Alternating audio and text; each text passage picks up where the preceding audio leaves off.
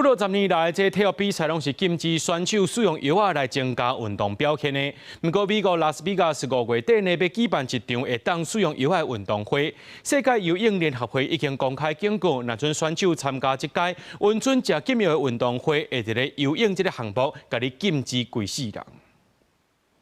將正式名稱叫做增強運動會比賽，分做競賽、游泳加業教練這3個領域，由溫准使用美國聖誕男性荷爾蒙抑有成長激素這一般甲奧運甲運動會禁止使用藥物，又佫被叫做是禁藥奧運。主辦單位特別強調，溫准運動員食的藥物必須是經過美國食品甲藥物管理局 FDA 核准，並且愛佇醫療單位的督導下才會用的。They are approved to be used in humans. Of course, they're not approved to run faster of 100 meters. This is quite clear. But from a safety point of view, it's important because they are deemed to be safe enough to give them to patients.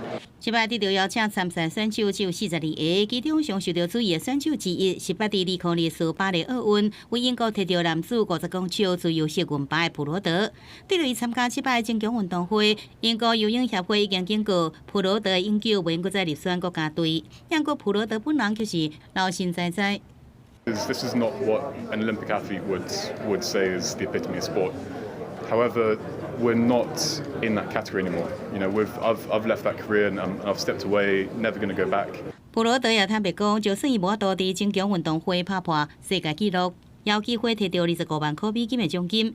也這是留佇奧運國家隊無可能有的。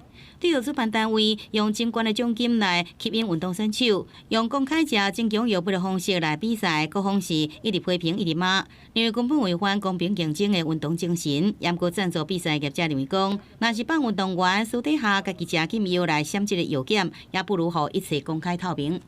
We all know that since banned substances regulations were introduced many decades ago, people have been cheating, people have been getting away with that cheating. What's happening right now in the shadows is that people resort to unsafe drugs in unsupervised usage to get away and circumvent the testing. 英國廣播公司 BBC 報道講，除了公平競賽議論，對着社群媒體特別打造的增強運動會，會經由網絡傳播影響青少年私底下買禁藥。對此，贊助商家選手攏講，防止青少年接觸不當的網絡內容是家長應該負責任。